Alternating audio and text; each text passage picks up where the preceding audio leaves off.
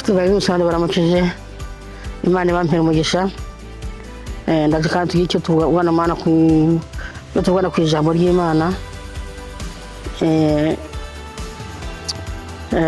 kuvuga ijambo ry'Imana ni ikintu cyiza cyane tubyigishanye soko mutarizi bantu b'Imana yego soko mutarizi cyase ko mutaryumva ariko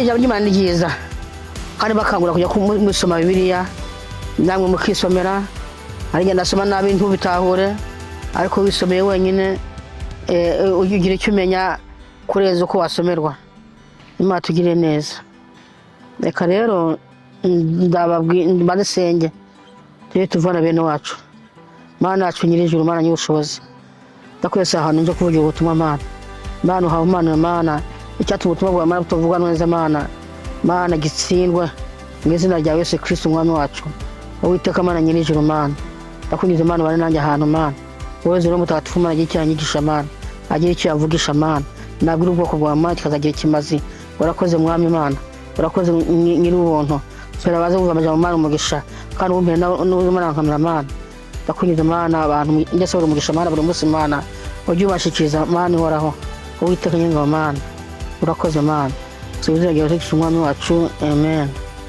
nsudanze umusaraba Imana tugiriye neza Imana utabare nagira ubuntu ndonka akazuba uyu munsi hano wacu imvura imeze nabi ariko urebye neza ni isi yose urebye neza ni isi yose bantu b'Imana dusenga mishaka muze dusenge kuko nyine ibi byanyuma nyine tubirimo kweri turukekeranye umuntu ufite ubwenge umuntu ufite amaso yo kubona umuntu ufite amatwi yo kumva tumire byanyuma Imana tugire neza wowe uzagirirwa amahirwe ukabona amayinite inshuti zanjye ariko Mana we ukabona amayinite jya ureba ukuntu isi yose iri mu maborogo kuby'Imana avuze ngo tuzabona kumiza mu minsi y'iheruka mu minsi yo kuza k'umwana w'Imana tuzabona byinshi biteye ubwoba nibyo birimo biraza rero bantu b'Imana imvura burya ni nyinshi cyane no mu kino gihugu cya Australia yemwe bantu b'Imana turimo turajya hanze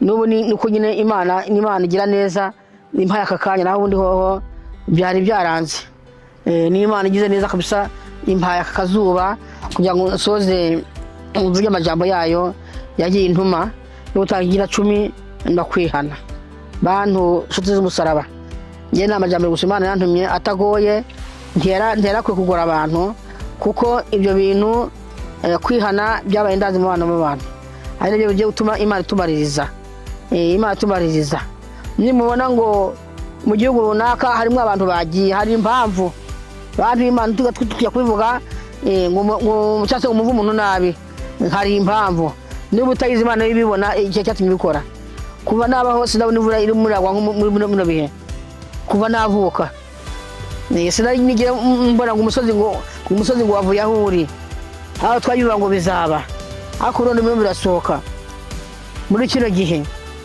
aya mizi imvura zirimo zizatera abantu ingorane birimo ku misozi Imana irimira teye ku musozi ugatenguka wa musozi byabigize umusozi bigashwiragira mu bantu basanga abantu barapfuye giye turumbuka abantu b'Imana nta bantu barimo bapfa mu ijoro bishwe n'amazi nta mwanya bari so kwihana abantu b'Imana buryo umuntu arwaye no umuntu aturwaza twabara ariko iyo umuntu arwaye ababonetse umwanya kwihana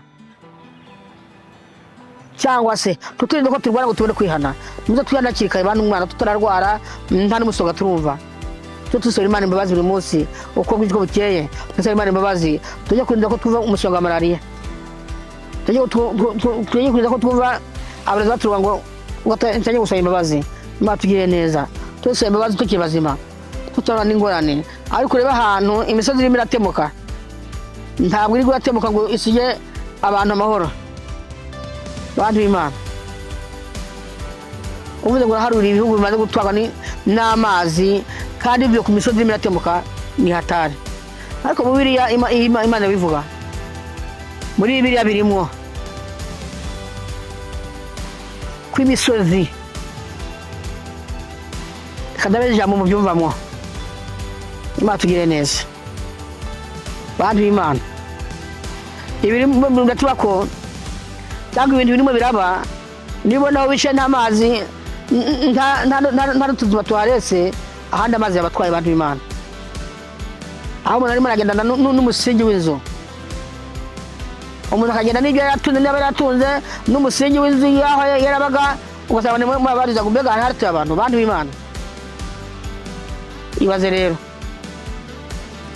ni ibyahanuwe kuva kera hose n'ibiri muri ibi abantu b'Imana iyi mvura ndari bwabone kuva navuka nyibonye muri no myaka ni imvura y'ibihe bya nyuma kwere Imana tugire neza abantu b'Imana utuye ku musozi arimo arapfa n'abari mu biyaya nabo bagapfa hari rero uzabara gusenga ngo ugiye ngo ku musozi nta ngorane umusozi munsi Imana zawutemura ni umunsi umwe Imana izawubomora ngo nugutemura reka tubyume mu ijambo ry'Imana rero njye gusoma muri uwo mwanya Imana tugire neza ni Zakariya 14 njye bituma nkunda kuvuga ngo biza mu minsi yerezo mushaka mu nkunde mushaka mukunda amajambo nazanye mushaka mukunda Imana njye sinzababwira ngo Imana uzani ibyiza atavyo yambwiye kandi ibi byo turimo niyo n'ibyerezo niyo mpamvu njye ngunda kubabwira ahantu yiyerezo gusa njye nshaka kubabwira amazi si yandi reka twaje kwifata ko tutari amazi si yandi njye ndimo ndagira imbabazi n'abana turimo turabyara muri kino gihe abana barimo bavuka muri imyaka n'amagoro gusa tubaje kuzahura nayo twebwe twaronse umwanya wo kurya ubuzima ariko abana barimo baravuka muri no minsi ni ingorane gusa ndabuvuze ikigongwe ndabuvuze imbabazi abana barimo barabyarwa muri no myaka njye ndabuvuze imbabazi twebwe twase umwanya wo kurya ubuzima abantu b'Imana nawe bitakundaga ariko ibi ngibi abana abazu kwase baje gura nabyo nagahomera munwa bantu b'Imana kandi naho nasomye ngo Yesu ntaraza kwanga Imana kuturashyika Imana igiye kudukorera ibintu ngeze ngo tuzari gutako tukayivako Imana igiye kudukorera ibintu ngeze ngo tuzayanga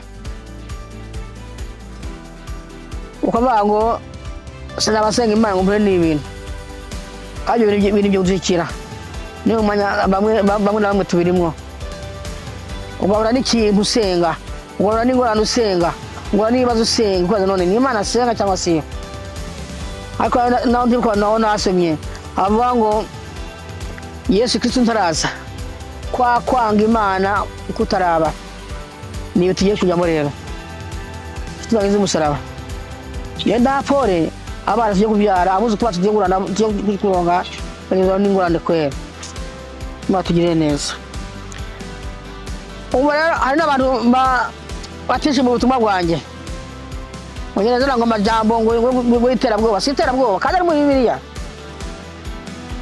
nibutere abaterwa kageze muri Bibiliya wofise ubwo bwo kumva ngo Yesu agira ze wofise ubwo bwo kumva ngo tuyegura n'ibigeragezo wofise ubwo bwo kumva ngo tuyegura n'amagorwa sengerwa kirikare uko nibyoroshye urabyanga ariko bizaje kandi bizaza hano hanze ngo ibizoba mu misi y'iherezo yari nzajya bababwira ngewe umunsi uraje umunsi uhoraho aho bazobagabanganira iminyago yawe hagati muri wowe kuko nzoza nkoranije amahanga yose ngo atere Yerusalemu umurwa uzohindurwa amazu asa umurwa uzotsindwa amazu asahurwe bafate abagore Mana yanjye babendere ku kagobero igihimba cyabo ku murwa kizojanwa ari inyagano ariko amasigarira tazokurwa kuri uwo murwa maze Uhoraho azokwisudukira arwane n'ayo mahanga nk'uko yahora arwana mu ntambara kuri uwo munsi azohagarika ibirenge ku musozi Erayoni werekeye iburasirazuba ahera iburasirazuba uwo musozi Erayoni uzatemukamo kabiri uhereye ahereye iburasirazuba ugashitsa ahereye uzocikamwe uruhomoka runini cyane. Igihimba cy'uwo musozi kizokwikumira iburaruko, ikindi kikumire ibumanuko. Mwatugiriye neza abantu b'Imana. Iyi misozi irimo iratenguka, igatenguka n'abantu, ni ubugome bw'Imana. Ariko iyo ukuntu duhambirwa amaso, ukuntu Shetani yadukinzagaho, twereka ko ari igihe cy'imperuka, ntabwo tubibona. Aho turavuga ngo ibihe byahindutse, ngo ibi ni byiza, ngo ni igihe cy'imvura, ngo ni iki. Oya,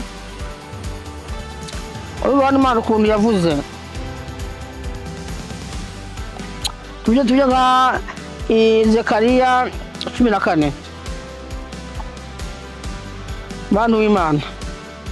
Uyu murongo wa 2 muzumva ukuntu abagore b'i Yerusalemu bizabagendekera.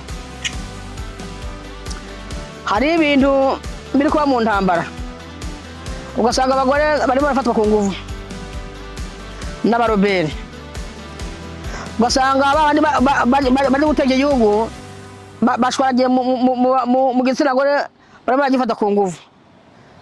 Ibyo bita violence.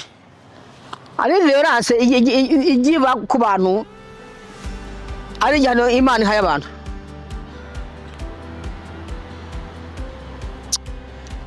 Usabye aha hantu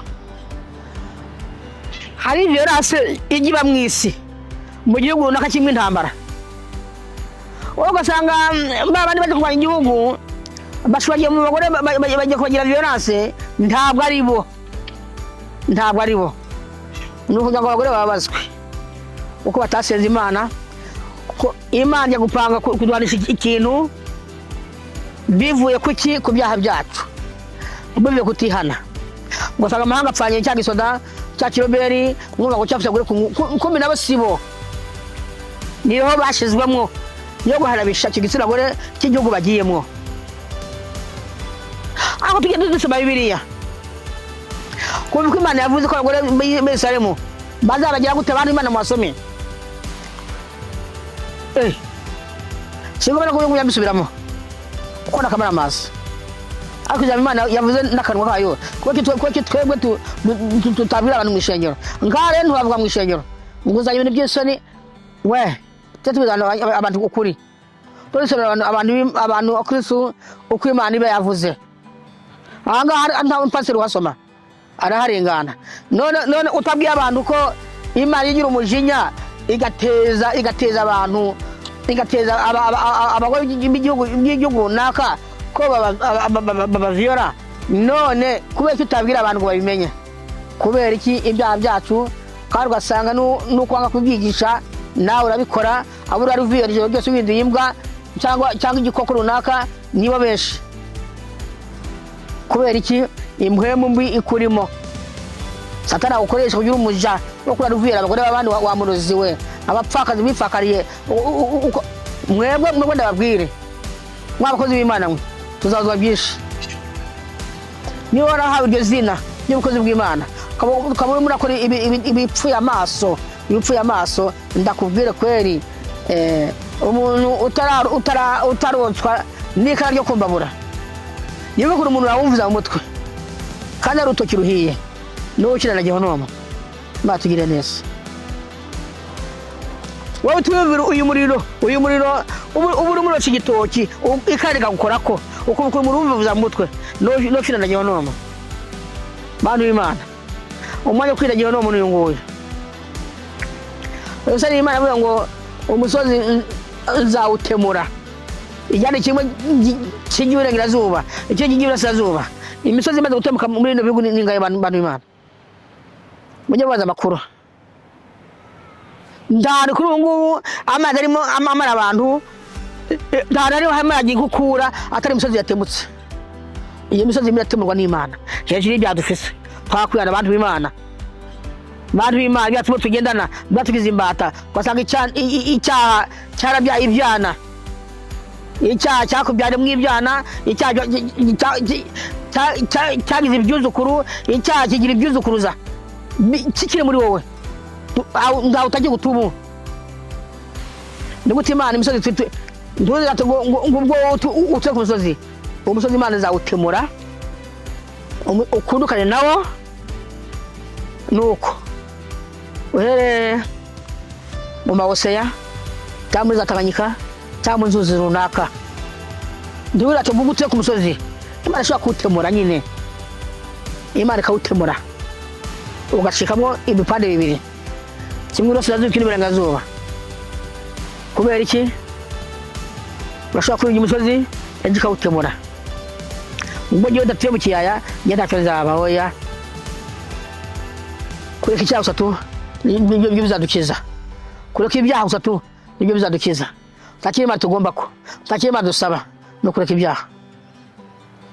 Noneho rero niba rero ari igihe cy'iherezo, ibyo kubitegeza ngo bidushyikire dutunganye, waze gusenga Imana ejo urapfuye, ntuyisenge ejo urapfuye.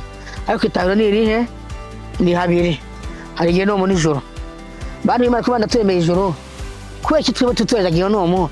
Kandi Imana idakere ko tujya mu gihonomo, kuko izi ko tuzayihamagara itakitwumva. Muri icyo gihonomo tuzaronda Imana icyatutwumva. Nibyo bituma Imana tugira ikigongwe, tubwire abantu bihane, kuko irazi ko igihe cy'umuriro nini cyatangura tuzayironda tuyibure, tuzayifuza ngo dusabe imbabazi ntibidukundire. Umwanya n'uyu bantu b'Imana mucyumva ubutumwa, kwihana utagira 10. Imana tuzayonda bitagikunze, Imana tuzayishaka tutakibonye. Imana none nk'amazi arimo y'inkumbi ibihugu byose, amazi arimo arakubura abantu bari batuye. Amahoseya, inzuzi runaka zuzuyemo abantu, zuzuyemo impene, zuzuyemo inka, zuzuyemo amahera. Ya mahera wanga gufasha mu ifugira n'apakazi, urumage ndasize cyangwa ukajyana nayo. Ubizuzi zuzuye abantu, zuzuye ibyo waruhiye, ibyo twari kurya birimo biragenda. Mbega kakashe ya sisi wasanise nibira kugiye kwijyamo kubwinzara. Igukura irimo iraza, iyo guteza inzara amahanga yose, inzara mwitegure. Ibyo abantu barimo barakora birimo biragenda n'amazi, inzu zikagenda, abantu bakagenda, n'ibyo abantu barimye. Uzarya iki muntu w'Imana? Tumataze ibyaha byacu, twanze kwihana.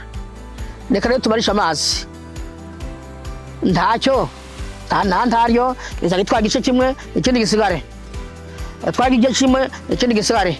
Ariko imisozi ndiratengura harengeye muri ku mudugo izahatemura ahantu nihatajyana nabahaye. Ibiza ku munsi iherezo uva ku murongo wa mbere ushike ku murongo wa 4. Umurongo wa 4 navuga ngo umusozi izawutemura.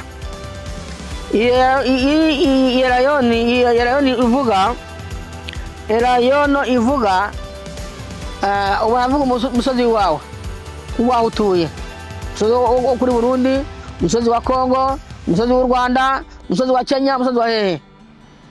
Erayono nta Imana iyezezwe guhagarara, kandi umenye ngo iyi misozi irimo irakunduka, Imana irimo irayikundura. Yabeshye ko Imana ikomeye.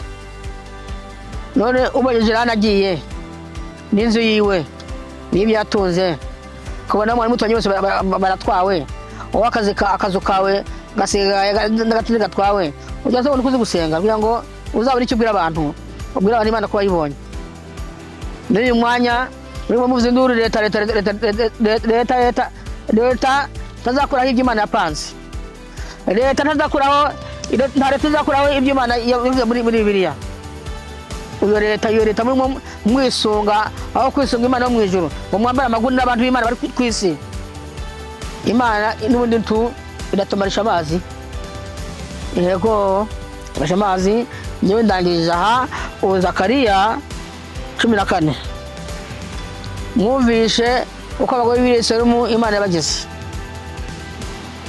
Mwumva rero ngo muri Kongo ngo hari violence, ngo ubwoko runaka ngo yewe ni igihano kimwe kiva ku Mana.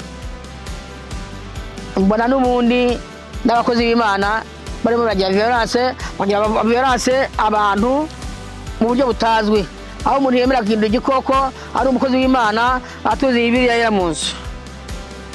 Umukozi w'Imana muhaye pole. Muntu w'Imana urukura agira abantu violence ijoro ryose, wa muntu w'Imana we umutaga utuze Bibiliya mu nzu,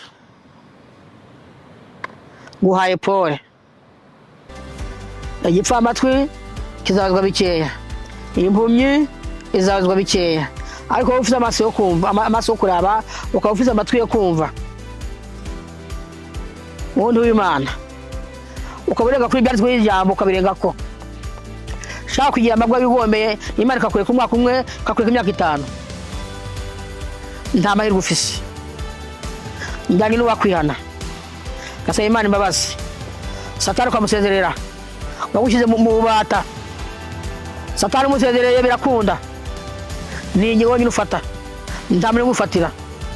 Nyoko ntiyayigufatira, iso ntayigufatira, mutubishuri naka ntiyayigufatira. Wowe n'umutima wawe uranga icyaha bigakunda kandi ukabaho ntacyo uba. Satani yari bikangushyira ko iyo umwanzi ukamagana n'umutima wose Satani ntajya kugira. Ntiwatugire neza. Ndangirije Mana yacu iri mu ijuru, Mana nyir'ijuru, urakoze Mana, uranga kanya umpaye Mana, ushimwe kandi wabwicyubahiro Mana. Ndakunyuze Data wa twese, mbere abantu umugisha Mana bazumva amajambo, kandi mbere n'umwana umugisha Mana. Urakoze Mwami gira neza. Tuzimizira Yesu Kristo Umwami wacu, amen.